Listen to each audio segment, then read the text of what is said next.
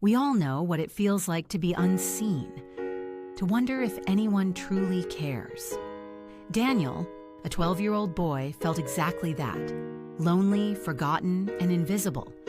But one evening, in the glow of a single candle, he discovered a lesson that transformed his heart. Love grows brighter when we share it. This is the story of the candle in the window. Daniel was 12 years old with dark hair always falling into his eyes. He was quiet, gentle, and often lost in thought. But to the other children at school, his silence looked strange. At recess, when the boys played soccer, Daniel stood alone by the fence. He once tried to join, but the ball hit his leg, and the others laughed. "Too slow, Daniel!" someone shouted. The laughter echoed in his ears, sharp as broken glass. At home, things were not easier. His parents worked long hours at the factory. They loved him, yes, but came home tired, carrying worries heavier than their bags. Dinner was often eaten in silence, the television filling the room instead of their voices. Daniel began to believe that maybe love was something other children deserved, but not him. His heart felt like a dark room with no candle. One autumn evening, after a particularly hard day when classmates pushed his books to the floor, Daniel couldn't bear the noise of the town anymore. He walked away, past the busy streets, past the bakery where sweet smells of bread made his stomach ache, and into the quiet hills. The air was cool, and the sky painted itself in orange and deep gold. Dry leaves rustled beneath his shoes like whispers. Daniel did not know where he was going. He only wanted to escape. Then at the top of a hill, he noticed something unusual, a warm light glowing through the trees. At first, he thought it was a trick of the setting sun, but no, the light flickered, steady and alive. Curious, Daniel followed the glow. He came to a small wooden house, smoke curling gently from its chimney. A candle burned in the window, its flames steady in the breeze. On a wooden bench sat an old man carving wood with patient hands. His hair was silver, his face lined with time, but his eyes were kind, like calm water after a storm. "Good evening, young one," the man said with a smile. "What brings you here?"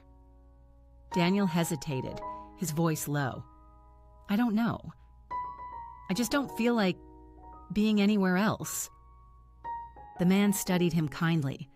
Sometimes our hearts bring us to the places we need, even if we do not understand why. "My name is Elias. Would you sit with me a while?" Daniel nodded. For the first time in many days, he felt safe, seen. After a silence, Elias rose and went inside. He returned with 2 candles. One was lit, its glow steady. The other stood in darkness. "Do you see these?" Elias asked. Daniel nodded. Elias brought the lit candle close, touching its flame to the other. Instantly, 2 flames glowed in the fading evening. "Tell me," Elias said softly, "did the first candle lose its fire by sharing?" Daniel's eyes widened. "No, it looks the same, but now there are 2 lights instead of 1. Elias smiled. "That is how love works. Many think they must wait to be loved before they can feel warm inside. But love is like this flame. When you share kindness, your own light does not grow smaller. Instead, the world becomes brighter, and your own heart feels lighter." Daniel stared at the candles, his chest warming, yet doubt whispered inside him. "But what if no one notices?" he asked. "What if no one cares?" Elias leaned closer, his voice gentle. A flame in the window may seem small, but to someone walking alone in the dark, it can be everything. You may not see how your kindness touches others, but it does. And one day, that light will return to you. The old man placed the glowing candle into Daniel's hands. "Take this as a reminder. Whenever you feel invisible, remember, your light is real. It can guide others." Even if they never say a word, Daniel held the candle carefully. Its warmth touched not only his hands, but also his heart. The next day, Daniel carried the candle in his school bag. He did not light it, but he remembered its glow. At lunchtime, he saw a younger boy sitting alone, shoulders hunched. Normally, Daniel would have walked past, but today, he paused. He sat down and offered half of his sandwich. "Do you want to share?" he asked softly. The boy's eyes widened, then softened. He nodded. They ate quietly, but when the boy smiled, Daniel felt something spark inside him, like the flame of the candle. In the days that followed, Daniel tried small acts of kindness. He helped an elderly woman carry her groceries. He lent a pencil to a classmate without waiting to be asked. He even greeted his parents with a smile when they came home weary. To his surprise, they smiled back, and the house felt warmer. Each act was like lighting another candle. The more he gave, the less lonely he felt. One evening, Daniel returned to the hill to thank Elias. But the house was quiet. The bench was empty, the window dark. He knocked gently. No answer.